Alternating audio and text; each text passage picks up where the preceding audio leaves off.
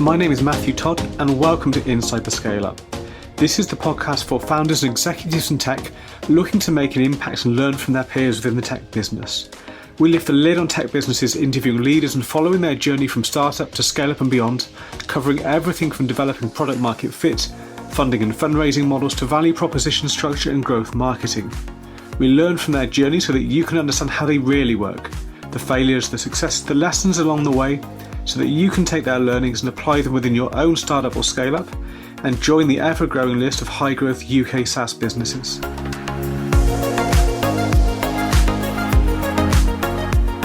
Hey, welcome back to the podcast. Really pleased today to be joined by Shameer Sachdev, founder of agency Growth Gorilla. Great to have you here today. Yeah, thanks, Matt. Thanks for having us on.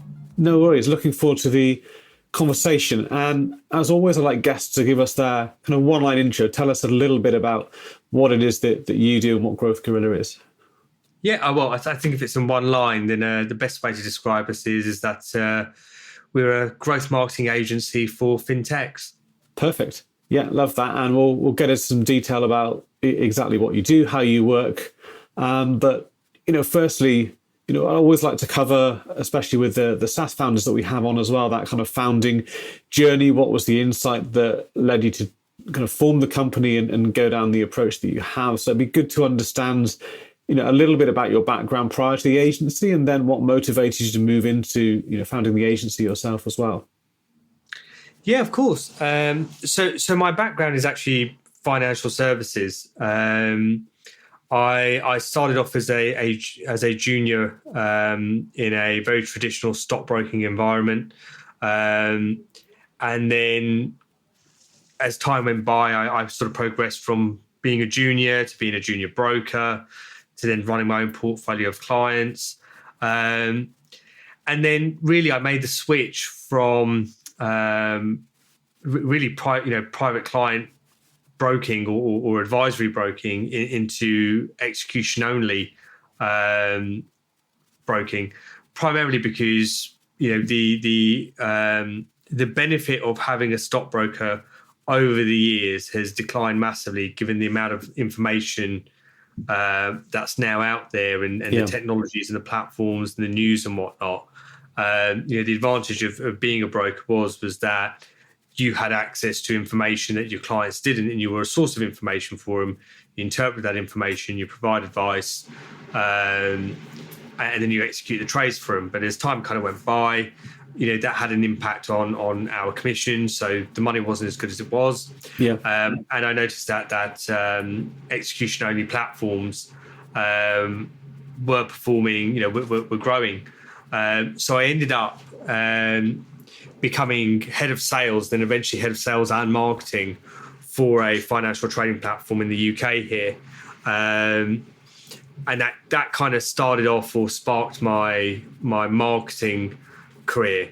And after growing that business, over the course of 5 years, I decided that, it was the marketing piece that I really, really enjoyed. And then decided to set up the agency with a specific focus on, at that time, financial services. Yeah. But then very, very quickly, financial services and fintech, and then now fintech only. Yeah, that's really interesting. I think, interesting to see that you're able to kind of notice those trends in terms of information as well as technology platform, and then find that interest in marketing, pivot across to that. And with your agency, why specialize to fintechs only? I mean, a lot of that was down to my background in financial services, and then specifically when I started working for the trading platform, it was really very much that was first generation of fintech, right? Because every fintech platform, a lot like SaaS platforms, really. They're constructed of three things, really. The front end website, the onboarding journey, and the actual platform itself, the dashboard. Yeah. Where you access the service that you're looking for, which is fundamentally what I was optimized to promote. It was just called financial services and not fintech at that time. And then, I got a little bit of advice from someone, knowing that there was a lot of money being poured into, startups and scale ups. And then, it just really, really nicely dovetailed with my experience in financial services to then focus on the fintech sector, because I think probably the two biggest areas that have got funding really is probably fintech and SaaS platforms, really. Yeah. That was just a really, really natural fit for us. So we just started testing out, reaching out to various fintechs, different stages, and really we got traction almost immediately. Arguably, it was actually easier to acquire fintechs as customers than more sort of the traditional companies, especially as a smaller business ourselves at that time. Yeah. Why do you think that was? Was it just good timing? Was it because of how you're approaching them? Yeah, I think, as I said, that background of understanding how you onboard users onto an app effectively, whether or not it's a web-based app or a mobile-based app, was really, really important. Because a lot of the traditional financial service guys effectively was forms of lead generation. Yeah. At that time, if you're applying for a mortgage, even with like HSBC, you were effectively filling out a contact form. But at that time, Monzo was really up and coming. So was Revolut and whatnot. All of it was self-serve. There was no branches. It was all online. And having that understanding, with the trading platform, kind of really sort of set me up, because I had a deep understanding experience of working in that environment. Whereas a lot of my counterparts and other existing agencies really didn't. I see. So kind of that specialized industry awareness that helps you communicate and demonstrate to them then that you understood what it was that they had to offer, how that works, and therefore how you can help them to market and position that as well. That's right, yeah. For any other kind of startups listening, I think it'd be good to kind of get into a bit more detail about how your agency works with clients. I know when we talked before this call, we were kind of talking about your methodology, and I think if we kind of speak firstly just to relatively early stage startups before they're starting to scale up, perhaps they have got some funding already. I think it'd be really interesting to kind of think things through from that perspective, and with the context of how your agency works, just give us a bit of detail and advice, I guess, that you could potentially offer a client in that space needing to take their new fintech or SaaS product to market. So I think for the startup space, we kind of focus on some on core challenges, and the core challenges that we do focus on are developing go-to-market strategy, driving growth strategy, and then the two others are, I suppose, derivatives of the go-to-market piece, which is market entry, so launching into new countries, and product launches, which is obviously more established brands. Yeah. So if you're a startup and you're thinking about launching a product into the marketplace for the first time, you're in a position that either you're doing one of two things. You're either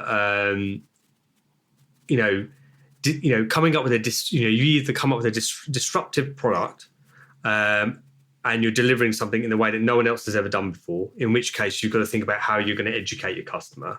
Or, it'll be the opposite of that, which is, you're delivering a product that already exists, but more streamlined and more user-friendly, in which case, you can spend less time on education, and more time on just straight bottom of the funnel acquisition. So our approach really is, when clients work with us, we take them through an onboarding process, and that onboarding process is really sort of taking apart and understanding where the business currently sits. So being really, really clear on what the business's goals and KPIs are, what metrics that they're following, what's important to them, and the one that kind of always comes up is customer acquisition cost, or CAC.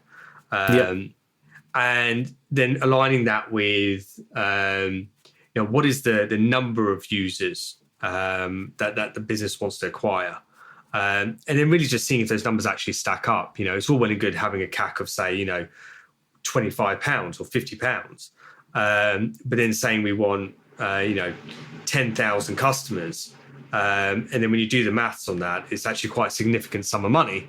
Yes. And actually, you've only got £50,000 marketing budget, so that needs to align and be realistic. And then also understanding that those numbers, how does that look over a time period as well? Is it realistic to acquire that many users in that time frame? And is the market big enough as well, to acquire that many users? Are you going after a substantial portion of the market? All of those things need to be thought about. And then once you kind of nail that down, and you've got some clear numbers that are realistic, you can then start going. We start then going into things like really nailing down who the target customer is, where we can find them, what message are we going to communicate to them, what does the customer journey look like, and when I talk about customer journey, it's all the way from the first time your brand appears in front of that prospective user, all the way down to how are you going to activate that user and then monetize that user and then retain that user. What does that all look like? And so we kind of established all of that within sort of the first 30 days, and then from that we can then start to really pull together a strategy that will work for the brand, that's appropriate for where they are and who they are. So I think best practices to kind of think about is being really, really clear on your numbers, and is it realistic? So I mean, just to give you an idea, I've been contacted twice this year by neobanks or challenger banks. They've just got their seed funding, a couple of $1 million, and they've gone, oh well, we want 30,000 users in 3 months. Well, that's just not realistic. It's not going to happen. By the time you onboard the client, you get all your collateral ready, launch all your campaigns, that's 4 or 5 weeks gone already. So are we realistically going to acquire 30,000 users in 7 weeks? Bearing in mind that no one's heard of your brand or your proposition, you don't even know whether people want it or not. So just being really, really clear about that. The second thing is, what research has been conducted. Have you put your proposition in front of your a set of target customers and gain their opinion on this, and sought feedback. And then also, have you onboarded a small number of users to make sure that your onboarding journey is as frictionless as it can be, and you're not going to come up against any sort of major issues that you haven't foreseen. Because even in the best developers and product managers and founders, it's not that they get it wrong, but sometimes you just don't see something. Yeah, no, there can definitely be friction points that you haven't considered because you're too close to the detail, too used to how it works every day, that you miss things that otherwise could be, obvious, that might stop someone from being able to complete that process. Yeah, exactly that. And then being really, really clear on the messaging. And I always think it's worthwhile to spend a little bit of money on a good copywriter to go through your website, and make sure that it's blindingly obvious what your business does, and making sure that all of your communications make sense. And then again, going back to my first point, are you disrupting the market, or are you just doing something better? So just thinking about, are you going to take a more of an educational stance, or are you going to start trying to drive users at the bottom of the funnel into your platform? So and all of that will stand you in good stead. And then other little things like just making sure that you've got the appropriate tracking and analytics set up in place. You've got a feedback loop. You've set up some sort of survey with your prospective customers coming in, Because at that sort of stage, you need to be learning as much as possible, as quickly as possible, so you can make decisions, good decisions quickly.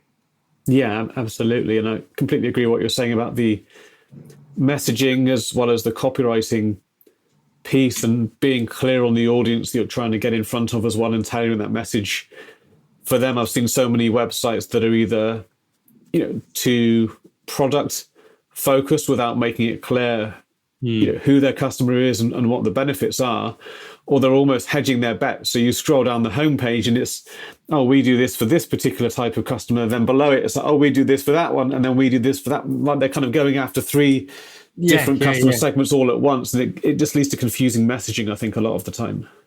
Yeah, I don't think there's anything wrong with testing out a few audience to just sort of see where your traction is. But I think as soon as you've kind of, you're seeing a directional result, then, it's worthwhile doubling down on that for a period of time, and going down that rabbit hole, because, it's much easier to acquire, say, 1,000 users from one particular market segment, versus trying to acquire 1,000 users across like 4 or 5. Yeah, it's harder to manage. The comms are harder to manage, and you kind of get warped results. So yeah, that's kind of our sort of approach for the go-to-market piece and some best practices.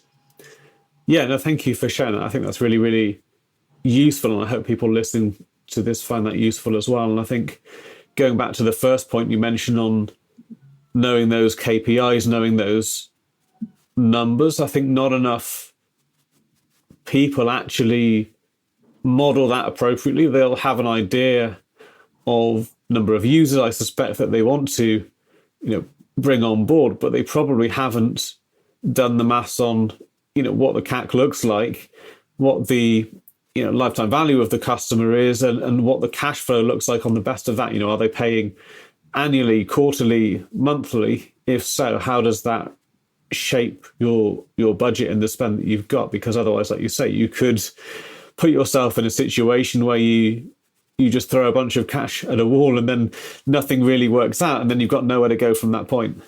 Absolutely. It's having a handle on the numbers of for acquisition is huge. We've got our own podcast, and we've interviewed the founders of some really, really well-known FinTech firms, and it's no coincidence that the most successful brands that are out there are so focused on their analytics and their tracking, and utilizing the data that they're acquiring, and then speaking to their customers as well.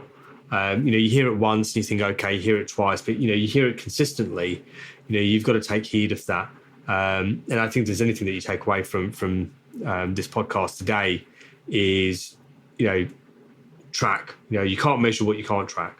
Yeah, especially with early stage founders or some, first time founders. I think sometimes they can be a bit scared of what that might tell them. Like they'll do some initial product validation, at that MVP stage, but then they'll almost be afraid of doing that thing of, continually talking to their audience and their customer base in case, they hear some signs that actually they haven't got it quite right yet. Yeah. And there's nothing wrong with that. You're better off finding that out sooner rather than later. And then, adjusting the product accordingly. We've had that case we've come across that several times. Either where in the extremes, the team hasn't spoken to their customers or hasn't looked at the data or ignored the data, and then invariably the business has had to shut down. And in the other direction where it has worked well, where they've been ruthless about acquiring information and data and then making decisions, and then the product has really, really developed and you can kind of see things really working, and it turns into a viable business. Aside from the numbers piece, when it comes to actually trying to develop that go-to-market strategy, when it comes to looking at messaging or when it comes to looking at different potential channels to explore. Are there other kind of mistakes that you see startups making when they approach that? Are they typically approaching it too cautiously? Are they going too many channels? What are some of the things that you're seeing people do wrong that they might want to think about slightly differently? So I think one of the first things is when you're in really early stages and you're doing that go-to-market piece, if you haven't got any customers at all whatsoever, your first job is to go out there and capture and acquire as many people from your network as possible and get them to start using your product for two reasons. One, there's no cost attached to it other than your time. And two, they're friendlies. They're going to give you feedback. Yeah. And you develop a relationship with those users, and you can go back to them and you can create, a beta testing panel or whatever it is. Best example of this was with Stripe. The Collinson brothers, when they first started, they would literally sit people down with their own laptops and get people to open up an account with them in front of them, and they were absolutely ruthless about this. We had a client that was that had like a platform for landlords to communicate with their tenants, and after 6 months, they were really struggling to acquire users. I said to the CEO at the time, I said, you know me, do I have an investment property or two? And he went, yeah, you do. I'll go, well, why am I not using your product? And he goes, I don't know. I go, because you never asked me. Yeah. You and I have been speaking, at least twice a week for the last 6 months, but not once has you or any member of your team sat down and gone, why didn't you use our product? And then find out what the reason is. If I'm saying no, is it price? Is it this? Is it that? Whatever. But at least then you can then just drill down on it. Assuming you've done that and you've got a core set of users, and now you're looking at spending some money on marketing activity. I think there's, this sort of, some founders kind of get stuck into just trying to be really, really perfect. I think if you're, at early stages, you can kind of afford to be a little bit, rough around the edges. And what I mean by that is that you don't need to go spend £2,000-3,000 on a highly polished video, for your ads.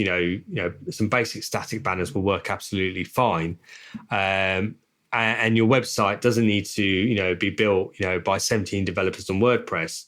A basic, a basic website on Webflow will connect it with, to your CRM and backend and whatnot via Zapier is absolutely fine as well. Because, you don't want it to be, entrenched in code, because then you can't make changes quickly and you can't tweak things quickly. Whoever's doing your marketing shouldn't be in a position that they've got to wait 2 weeks to change a headline on a landing page, right? That shouldn't be the case.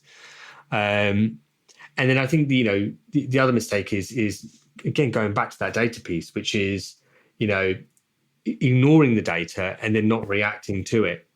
And then kind of last but not least, really, is making sure that you are communicating with your customer base, especially at early stages when you've got users who are in user numbers that are basically triple digits. You should have a mechanism in place where you are speaking to those users to find out what's going on.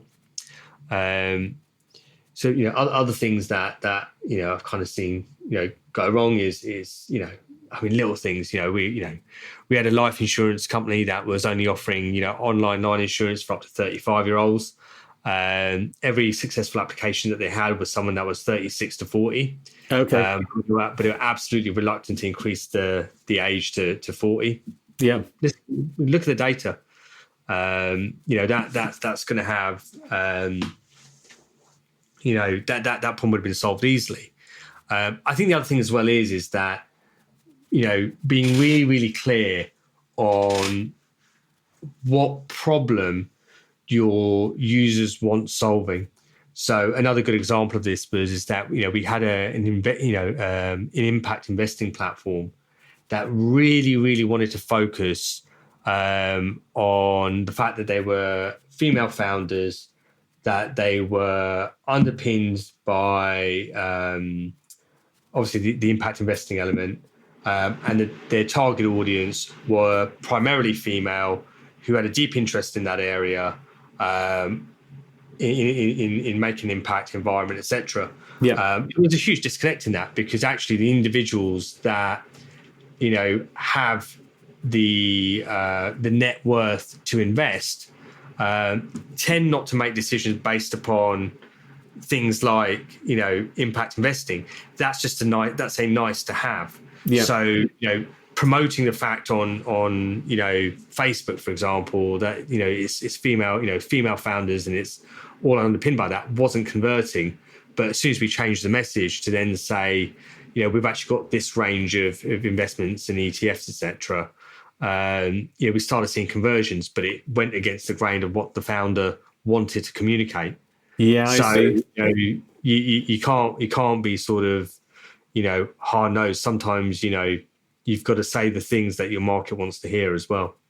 Yeah, I see that as well. I see founders attaching a lot of the identity of the business and maybe even themselves to a particular message that they want to portray.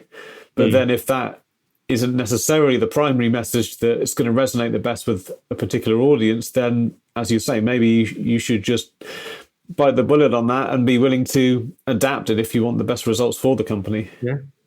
It doesn't mean to say you've got to undermine your ethics or anything at all like that. You've got to just think about where that sits in your communication hierarchy, right? So in this particular instance, it should have been, they were actually very cost efficient as a business. So, their fees, pricing, their range of investments should have been priority number one. And then the secondary message is, by the way, we're really, really focused on making an impact, changing the world. We're a female founded business. That would have worked really, really well. Absolutely. It's what is the core message that's going to get people's attention and drive towards those conversions? And then what are the other elements and messages that you communicate after that point in time? Yeah, exactly that. So when it comes to moving beyond those early stages, then in terms of scaling to any startup businesses starting to get some traction, but they potentially found one marketing channel that's starting to work, what would you recommend they do in terms of scaling that, trying to expand their reach, bring that up a level? Yeah.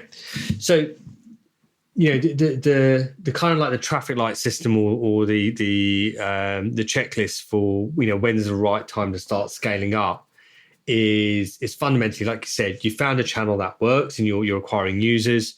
You found an audience that your product's really resonating with, and you've got a really, really clear view as to what it costs to acquire a customer. You've established a baseline. Yeah. Once you've got that baseline, that acts as a barometer for kind of all of the other channels that you can kind of, start to expand into. But the first thing is obviously, if you've got a channel that works, how far can you go with that one particular channel? Yeah. We've got a client of ours that we've been working with for 2.5 years now.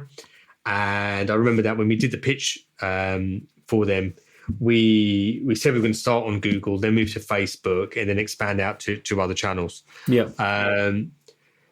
Today, even after 2.5 years, we haven't gone past Facebook.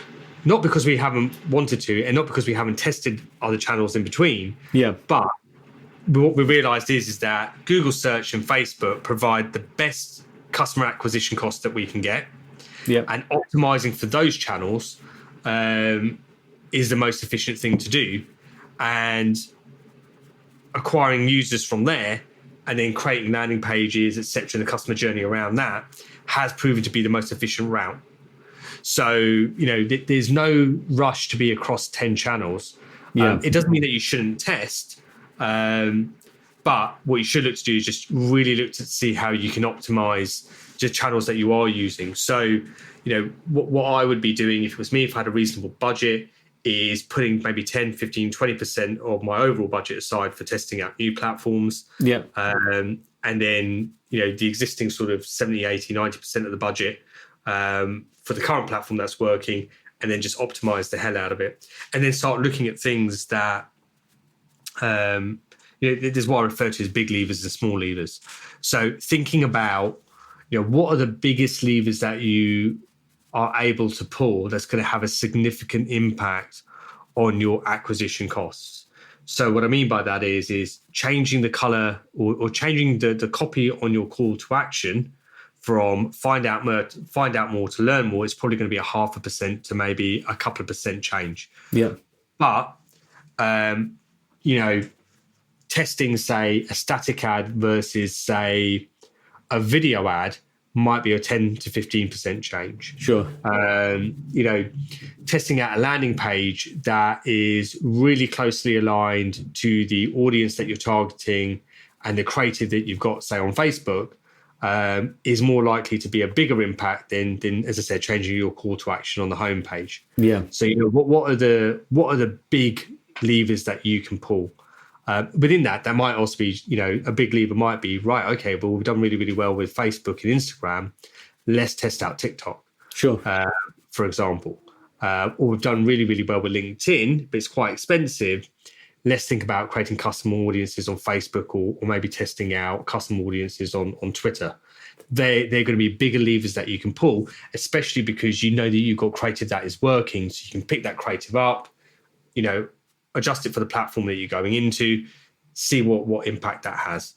Yeah, no, absolutely. And on the LinkedIn and Facebook, I've certainly seen that, before as well from personal experiences, that LinkedIn, although you might think it's a more natural platform to target other businesses if you're B2B, it can often be more expensive, convert less well than something like Facebook. So I think, don't make too many assumptions on what the best channel may be, but do those experiments as well to test once you've got that baseline. And one thing as well that would be good to get your view on is when it comes to doing those experiments, whether it's cost wise, whether it's number of impressions or whatever it may be, what do you consider to be statistically significant for an experiment to be able to draw any kind of conclusion from it?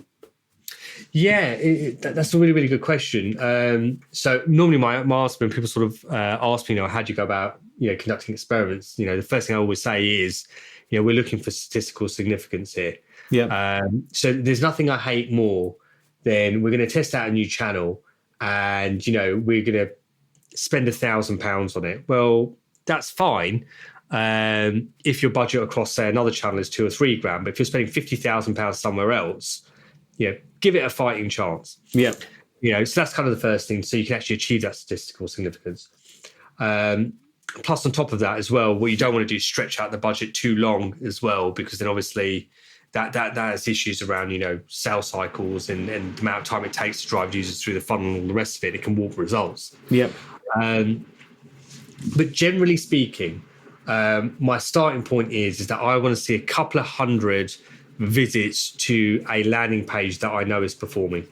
Yeah. So, if we've got a landing page that we know is doing well, and we're now going to open up to, say, from LinkedIn to Facebook, I want to see a couple of hundred people, 250 to 500 visits on that landing page to see how it's performing.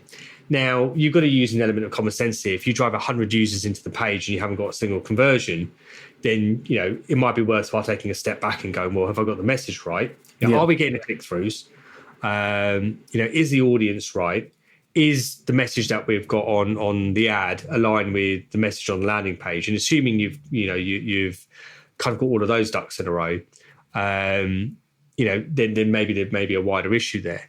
But once you've hit, at least 250 visitors on the landing page, you can make an assumption to say, well, whether or not this channel is this ad landing page combo for this channel, whether it's working or not. Yeah. Now, assuming that it is working, you can start doing some optimizations. The next thing I want to look at is, what are the conversion rates as we make our way down through the funnel? So a very, very typical sign-up process for FinTech will be they hit the landing page, assume it's a web-based platform. Yeah. They click call to action. They go through the first step, which is usually their username and password. Then, eventually it'll be their details and then KYC and then some sort of funding or drawdown if it's a lending platform, but some sort of financial transaction at the end of it. And what you want to be doing is optimizing your way down the funnel. So if we're getting lots and lots of people click through, fantastic, that's great. Okay, well, why have people not clicked through? Why have they not converted and started the sign-up process? What's up with the sign-up page there? And then optimize that. Once you've nailed that down, make your way down the funnel until obviously you're at a point where you're fully optimized throughout the funnel. There's no point in trying to optimize, a button in your dashboard if you haven't got any users going through it. And then, again, going back to the tracking and analytics piece, if you've got good quality tracking and good quality analytics in place, then what you should be able to do is pass back data from the events that have been successfully completed on your website or your app into the advertising platforms. And platforms like Google and Facebook in particular have now reached the point where you're almost better off allowing the platform to go out there and find more users that look like the audiences that have completed those actions. I see. So you want a primary audience that you've developed, drive them into the platform, then telling Facebook, hey, go find us more people that look like this and these characteristics and these attributes, and then start targeting them. And then you start getting volume in, and then you can start increasing spend. So, there's lots of other, nuances to that. If you're a brand with a smaller budget, you kind of want to start off small and then increase your spend and then go wider. If you're a brand with a really, really big budget, my suggestion is actually just going really, really wide to begin with and then narrow down, because if you've got lots of money, the odds are you probably don't have much time because you've got to deliver on those results. Whereas if you haven't got a huge amount of money, the odds are you've got time on side, to get your next round of funding. So you've got to kind of balance those things up. Yeah, absolutely. And I think that definitely holds true. But I think especially where there's not much budget, if you haven't got a lot of budget, but you've still got budget to do some of those experiments. I think, what you said earlier about not trying to drag those out for too long, could be something to look at. I've seen, some people take a very small budget, try and do some experiments, but the time frame that they're trying to execute that over, they're not giving the platform any chance of optimizing it because the daily numbers are so low that, Facebook doesn't stand a chance of understanding who it should be showing those ads to or not. Absolutely. Yeah. And a lot of the platforms have, best practices and minimums that you've got to take into consideration. I generally sort of say 5 to 10,000 platform minimum is usually what you're looking at. In some instances, this might be on Google, for example, where there's only a handful of keywords that convert. You might spend sub 5K. But, there's nothing wrong with that, because if you've done the experiments and you've done the hard graft for working out what does convert and what doesn't convert, then, spending $3,000 a month consistently to get kind of like a guaranteed, number of users at the end of any given month is worthwhile.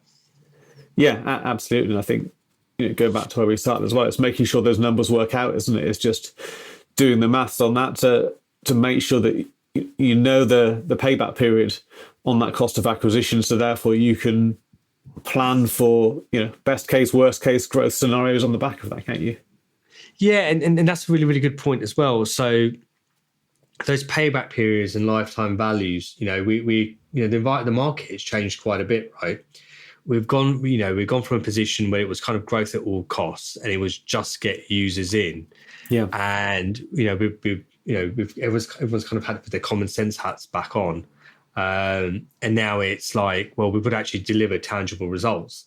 And I actually prefer that because, you can make some really good decisions and grow a business. Once you start, once you're looking at the data around, okay, which of these customers are actually higher value to us and where do they come from? And then how do we replicate that and how do we get more of them? And then that's things where the conversation around LinkedIn comes into play where, LinkedIn can be, quite expensive, but it can be a really, really good avenue for, attaining higher value customers. Sure. Maybe not in volume, but, those high value customers might be worth the £10-15 a click and the poor conversion rates, because actually once you do sign them and you do acquire them, they're your big fish. Yeah, absolutely. I think it's about having that joined up perspective, and we're certainly seeing it in startups now where sales and marketing are a lot more closely aligned with people in a CRO kind of role, chief revenue officer kind of role. And I think that should really translate to looking at those products and seeing that big picture, so that you do then get that opportunity to say, well, not just what are we converting people at, what's the cost of acquisition, but actually, as you say, where are the high value customers, where do they come from, and look at those and class them differently to the other types of customers you're acquiring. Absolutely. Yeah, and I think hopefully even in terms of product as well, looking at the whole onboarding journey, but also beyond that, how the product is actually used. If you do that, it gives you, again, a lot more data and a lot more insight into how different people extract value from the platform, which ultimately keeps them as customers. Yeah, that's a really, really good point as well, because again, it goes back to looking at that data. If you can understand what that value is, what they're extracting, you look at that data, you can see that information, go speak to those users, get sound bites from them, because then that can then be translated back into your copy and your messaging. It's one of my favorite case studies for one of our clients that we did was for a company called Way Home that was disrupting the mortgage market. I won't go into details of the product, but bottom line was that their product coincidentally happened to be Sharia compliant. And, we decided that, we wanted to target Muslim home buyers in the UK. Yeah. And there's obviously issues around Facebook on how to target those customers, because you can't target people based on religion and ethnicity. So we pulled together interests that are likely to be followed by people who are Muslim. Yeah. Created an audience, and then we created a landing page where we were really explicit around the fact that this was a Sharia compliant mortgage. So if you weren't Muslim, you weren't going to understand it, and you were just going to bounce. Yeah. And that exercise was really interesting, because the way we got to that learning and that experiment and that campaign was we saw that there was a sharp increase in the number of Muslim users when we started advertising on Facebook. I see. And then we decided to narrow down that audience, create some some collateral around it, and then target that audience. And then really what we then did was and this is where the tracking and analytics piece comes into play. What we then did was we said to Facebook, anyone who clicks on the call to action and completes this event, it's very likely that they've understood the product, that it's Sharia compliant, and therefore that they're Muslim. What we'd like you to do is go find more users that look like this, and then we serve them a creative that was very, very much, a piece of creative that was aimed at a Muslim family, basically. Yeah. So it had imagery of young Muslim families in a home buying sort of environment, and then the campaign just continuously then just kept on optimizing itself, because we were only targeting only users that kind of felt comfortable with that image, clicked through that, hit that landing page, that then clicked the button, and then that data was then fed back to Facebook. And so we've now got this campaign where it's so well honed that it's incredibly efficient. It's now our second best performing audience for that client. Yeah. And then same client, but another really good example of that is we try to target the self-employed audience, and we didn't have much success the first time that we did it, because we had a really broad audience for self-employed individuals.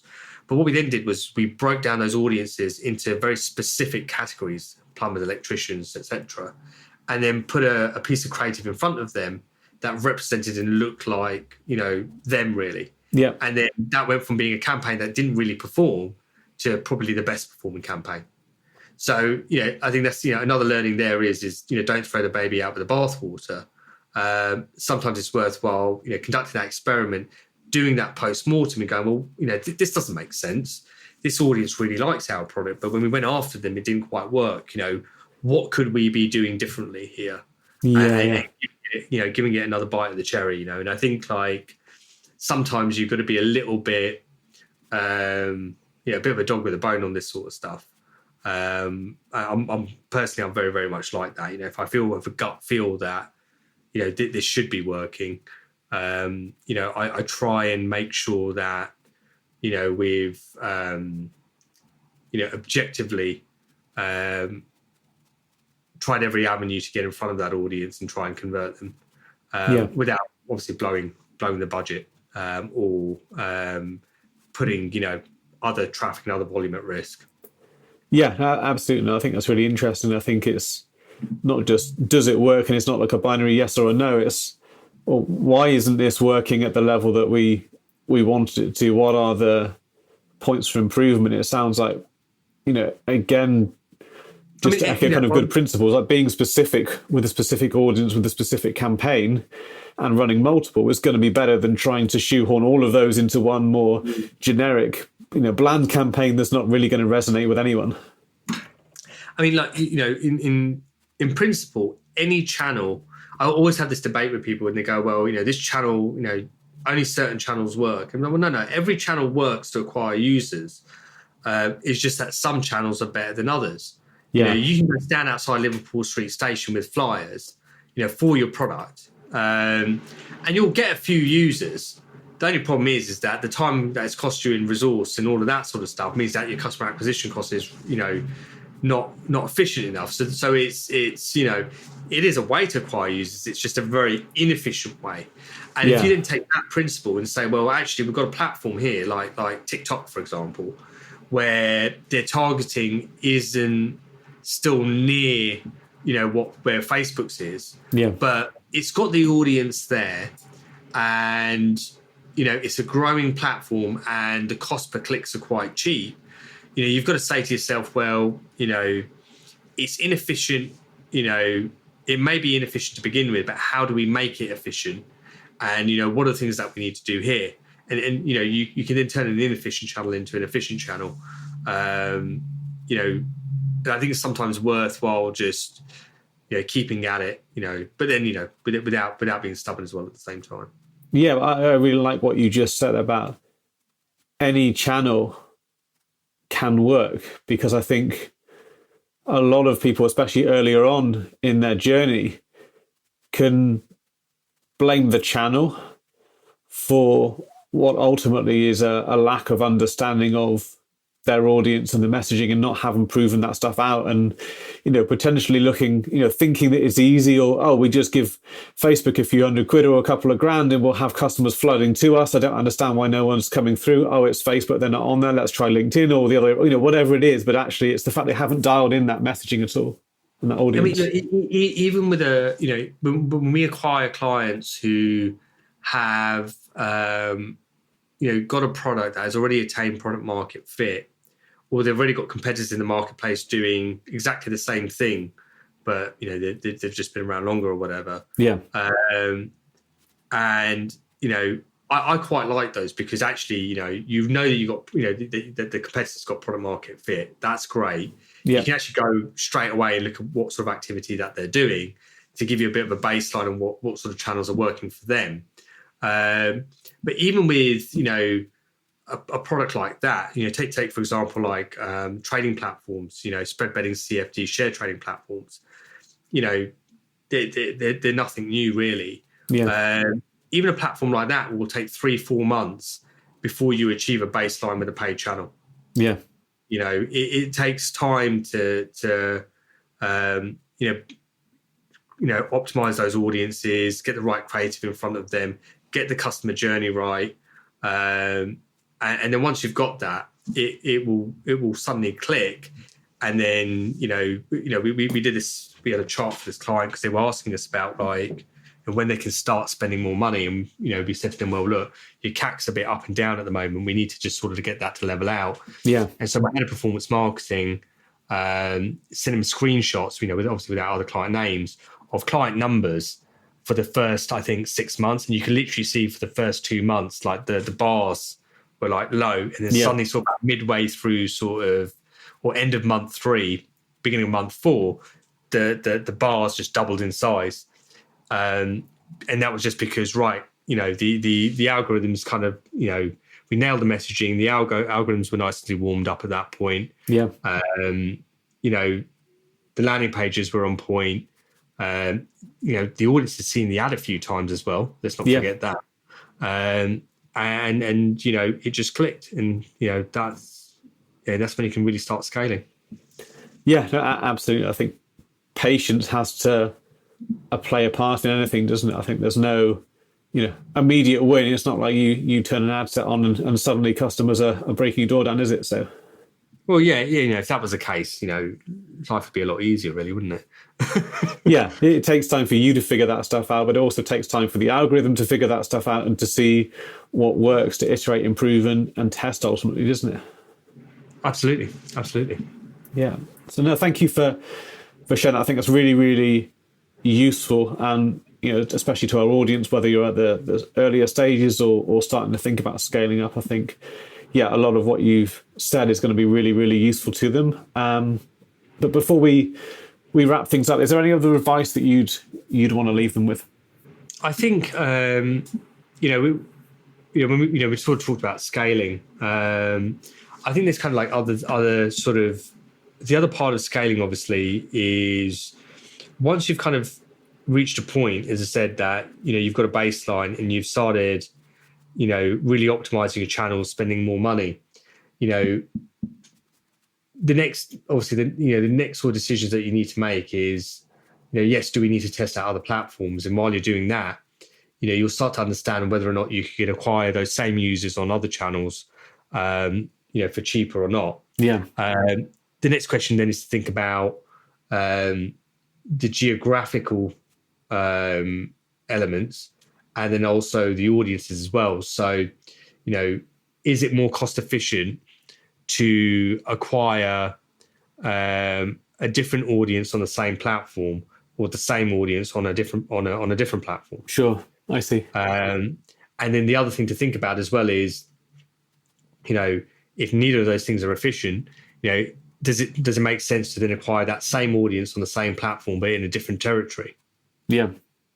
And you've really got to move your ego to the side, because it's all there's always a nice feeling about doing lots, but doing lots doesn't always translate into getting lots. Yeah. And there's nothing wrong with, I think you're in a better position if your marketing is somewhat a little bit linear and boring, because it's less it's less to babysit and look after, right? Yeah. So you've got to think about, are we going into that other audience because we just want to, and have you really depleted the audience that you're going after at the moment?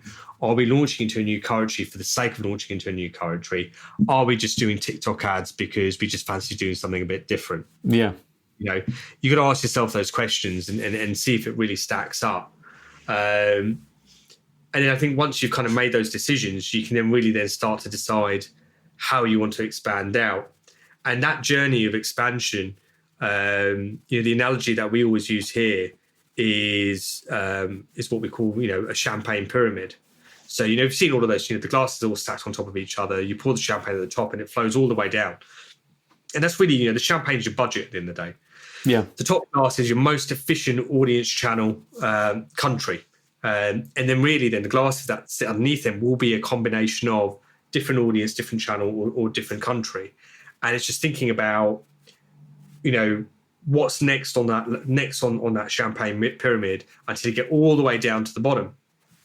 And then naturally, you'll then hit, certain barriers, as you're pouring in the champagne, but you can't get in any more efficiency. Yeah. So then you've got to think about things like, are there considerations around, brand awareness that your business needs to start looking at? You're doing an amazing job on Google search across, a couple of different audiences, a couple of different countries, but you're just hitting your head on the ceiling if you try and spend any more money. Well, if we then move on to Meta, but you're still seeing the same problem, it may be a case of like, do you need to start elevating the brand? And then start putting money into your brand awareness piece. So do you need to look at things like influencer or traditional marketing?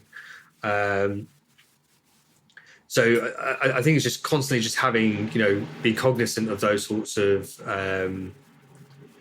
those questions that you've got to ask yourself. And I think, it's when you're in that sort of stage, I think, a quarterly review of what is working, what isn't working, trends in data, what is that telling us?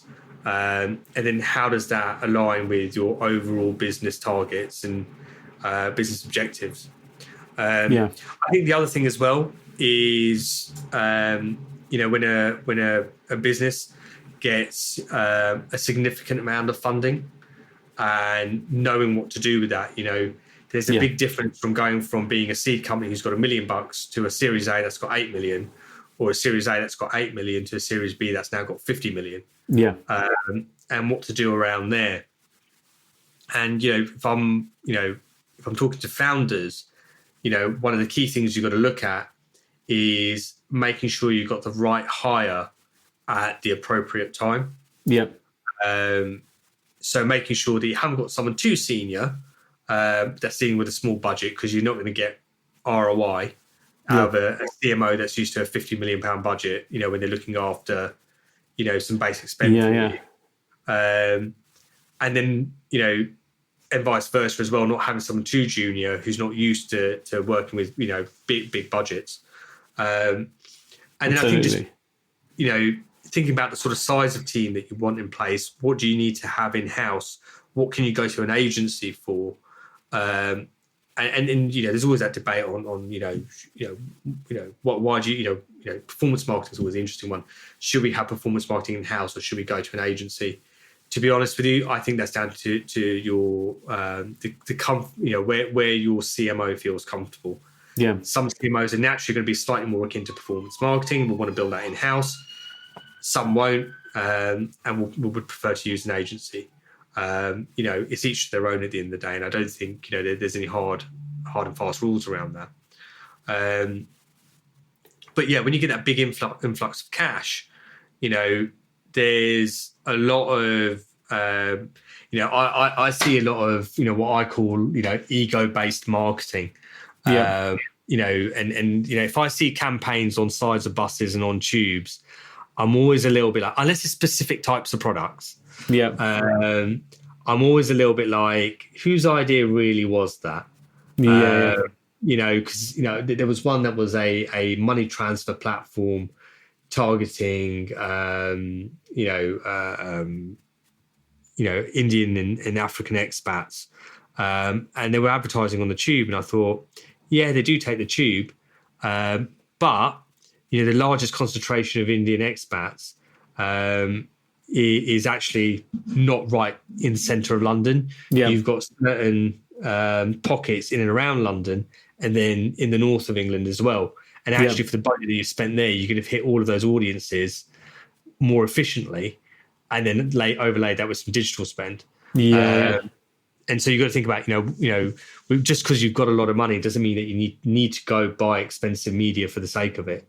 And just being really, really mindful about how you want to spend that budget. Because it's especially in the current market, it's really important to be efficient. So planning that out, again, thinking about, what data do we have? What have we learned? How can we leverage what we've learned? What are our knowledge gaps? And frankly, if you've got £50 million worth of funding, you can afford to put 50 to 100,000 into some market research to fill in those knowledge gaps, and then making really, really educated decisions on how to spend that budget, and making sure you then have the team and partners in place to deliver that efficiently.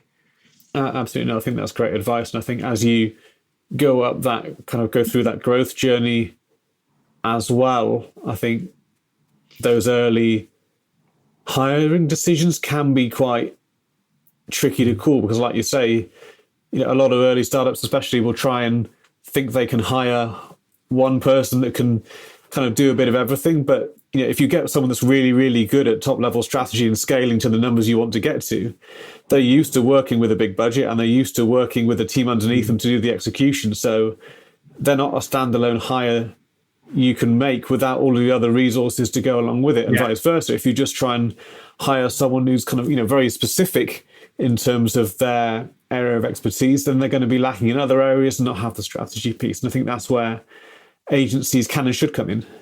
Yeah, and it's not fair to kind of stick that on a CMO, and ask them to post stuff on social media and stuff. And it's just being honest as well. It's probably been so long since they run an ad campaign of their own, physically managed a campaign of their own. But that's not why you're paying them that money. Do you know what I mean? Yeah, exactly. And I think the same thing's the other way around as well, right? Which is bringing someone in who's too junior. I mean, we see a lot of this, who's too junior, and there's usually three issues with that. One, they don't really know how to set strategy. And again, it's not their fault. They have that experience. They haven't had experience in how to procure and manage an agency. And we've had this where, we've had someone quite junior who's, contacted us and done, reached out to us and stuff, but actually hasn't managed that process. Yeah.